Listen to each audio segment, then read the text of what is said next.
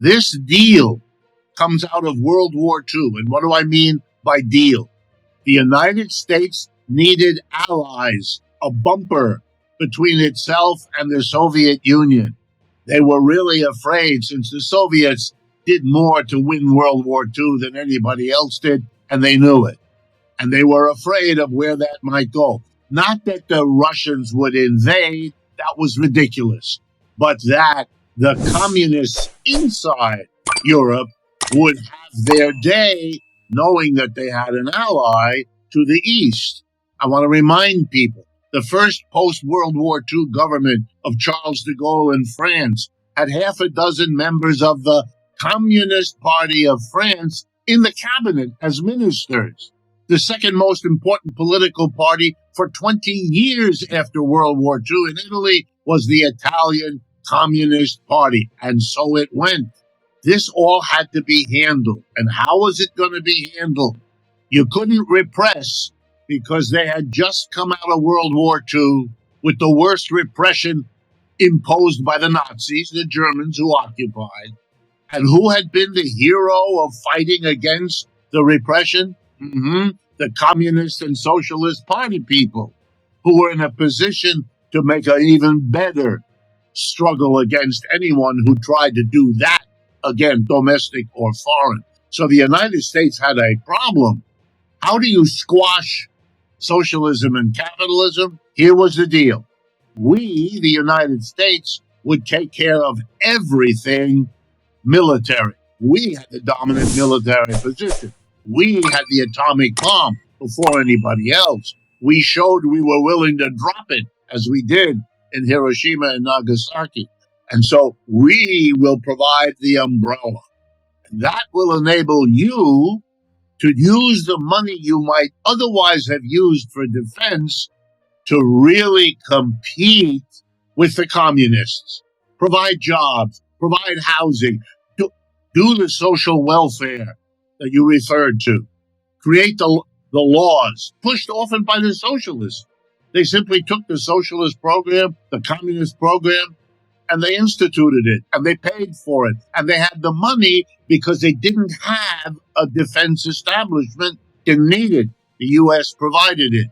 But of course, what the U.S. provided was wonderful for the U.S. Why? Because we took all the borrowed money and pumped it into the military-industrial complex.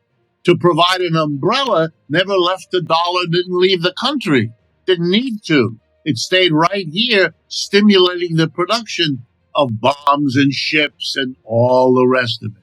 So you got your Keynesian stimulus at home from military spending, and you had a war on the working class in Europe carried out by your flunkies, the people who built their political career on being slavishly grateful to the United States for protecting them against the evil Russian communists. All of this theater, and underneath it, a social welfare program. What's happening now is the disintegration of that deal. Can't do it anymore. The United States empire is shrinking. It doesn't have the resources. The last few wars it fought, it lost. It doesn't have the money. It can't borrow. The walls are closing in. And so suddenly the Europeans are told dishonestly, now do your fair share, as if they didn't. They had been token flunkies. I want to remind folks, the war in Vietnam that we lost, there were European army factions that came and fought with the United States. They weren't significant. They were marginal, but they were there doing their secondary slavish behavior. So were they in Bosnia. So were they in Iraq. So are they now in Ukraine. And all the screeching that you hear about, how terrible of Mr. Trump to withdraw. That's the screeching of the politicians whose entire careers were the Cold War subordination of Europe to the United States. They will one day be reviled by the people of Europe because of the role that they've played. And they're now going to their end, screeching louder than ever with the nonsense, total nonsense, that Europe and America couldn't win in Ukraine, and now the Europeans are going to do it all by themselves. Not in a month of Sundays. It's pathetic to watch if you understand what's going down.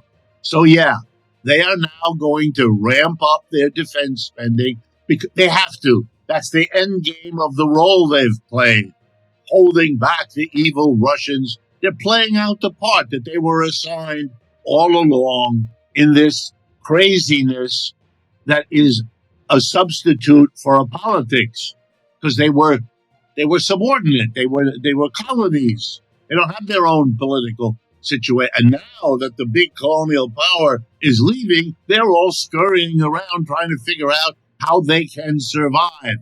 I got news for them. They probably won't, but they don't want to hear that. So they're going to raise defense spending. It's the logic of what they have always done. And that will require them to cut back on social spending, just like you said. And now here's what's going to happen. And, I don't make predictions, but if I were to guess, in France today, when you enter the labor force, I think I've mentioned this on our show here. When you enter the labor force, when you graduate high school or college, whatever job you take, the employer must give you 5 weeks of paid vacation. It's a law.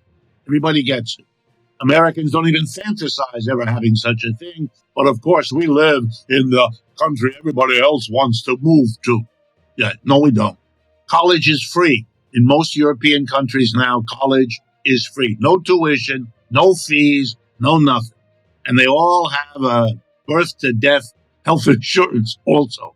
All of those things are going to be taken away because you're compensating for whatever taxes you put on the corporate sector. They will be compensated by not having to give you a paid vacation.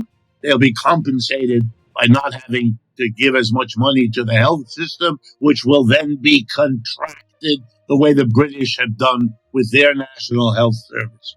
The only way the Europeans could ever escape from what I'm saying is if they all got together.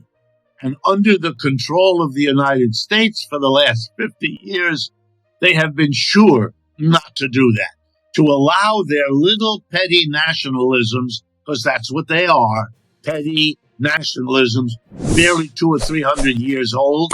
200 years ago, there was no Germany, there was no Italy, and on and on. Those things are modern creations. The indulgence of this nationalism, that's all going to dissolve. The British made an effort to save their dying empire by declaring not Russia. Europe was the enemy, and 10 years ago, they left Europe with Brexit. They can't get together for nothing.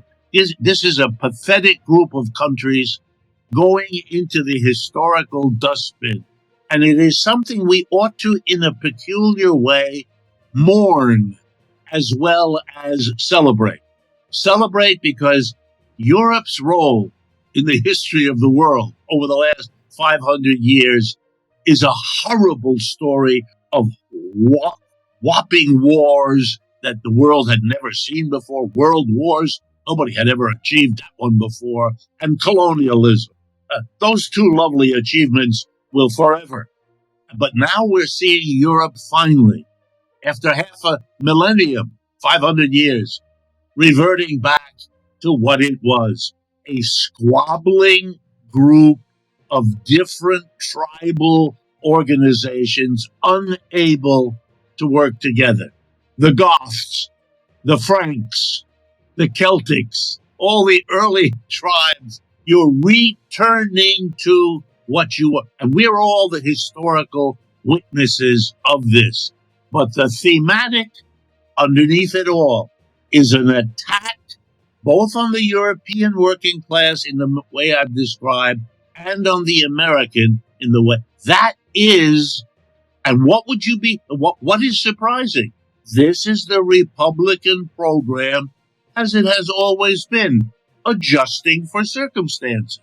In the first 100 years, the GOP is against taxes. Today, it's the super tax party, tariffs being the preferred tax. It hits everybody with.